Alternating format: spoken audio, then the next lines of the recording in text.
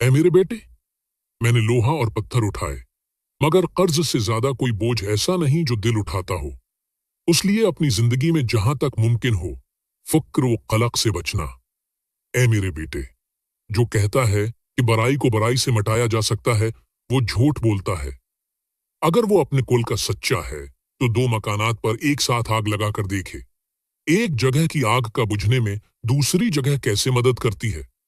हकीकत यह है कि जैसे सिर्फ पानी आग बुझा सकता है, बिल्कुल वैसे ही खैर और भलाई ही बुराई को मिटा सकती है। ऐ मेरे बेटे, अगर किसी को दोस्त बनाना चाहते हो तो पहले उसका गुस्सा जांच लो। गुस्से में अख्तियार जो आदमी खो दे, उसी को दोस्ती के लायक समझो, वरना वो शख्स दोस्ती के काबिल नहीं। ऐ मेरे बेटे, औरतों पर कभी अंधा भरोसा न करना, क्योंकि वो तुम्हें नुकसान के सिवा कुछ नहीं देंगी। ऐ मेरे बेटे, किसी से हसद मत करो और हसद करने वालों से हमेशा दूर रहने की कोशिश करो। मैं तुम्हें हरसिद की 3 हिरमतें बताता हूँ। 1, पीठ पीछे लोगों की बुराई करना। 2, लोगों के सामने उनकी चापलूसी करना। 3, दूसरों की मुसीबत पर खुश होना।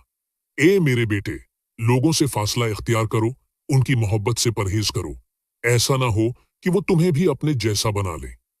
ए मेरे बेटे, किसी को लोगों के सामने कभी रसवा ना करो। अगर इस्लाह करनी हो तो उसे तन्हा ले जाकर बात करो। मैंने जिंदगी में बोलने पर कई बार अफसोस किया, मगर खामोश रहकर मुझे कभी पछतावा नहीं हुआ। ऐ मेरे बेटे, मैंने आकिलतमंदों से दोस्ती की है और बेवकूफों से परहेज किया, क्योंकि बेवकूफों से नुकसान उठाना पड़ता है, लिहाजा मैं उनसे दौड़ रहा करता था। ऐ मेरे बेटे, अल्लाह की जमीन पर तकब्बुर न करो। अल्लाह ताली मगरूर और तकब्बुर करने वालों को पसंद नहीं करता। गुफ्तगू में हमेशा एतदाल रखो, बात के दौरान आवाज नर्म रखो, क्योंकि तेज लहजा इंसानों को रुलाता या चढ़ाता है। अगर कोई चीज पसंदीदा हो तो भी एतदाल बेहतर है। बुद्धि की आवाज मिसाल के तौर पर सबसे बेहतर समझी जाती है, हालांकि उसकी आवाज कुछ गर्म और सख्त समझी जाती है। ऐ मेरे बेटे, किसी अहमक आदमी को नसीहत देना इतना मुश्किल है जितना बूढ़े के लिए पहाड़ की चोटी पर जाना। इसलिए कभी किसी बेवकूफ को नसीहत मत करना। बेवकूफ तुम्हारी नसीहत को अल्टा समझता है और वही तुम्हें ज्यादा तकलीफ देगा, जबकि अगर तुम अक्लमंद आदमी की रहनुमाई करोगे तो वो तुम्हारी कदर करेगा और शुक्रगुजारी से तुम्हारा जवाब देगा। और 2 चीजें कभी मत भूलो, अल्लाह को याद रखना और अपनी मौत को याद रखना। मैंने जिंदगी में मुख्तलिफ बीमारियों के लिए 300 साल के तजुर्बे के बाद जो सीखा वो ये है कि इंसान के लिए सबसे बेहतरीन दवा मोहब्बत और इज्जत है। किसी ने पूछा कि अगर ये असर ना करें तो क्या?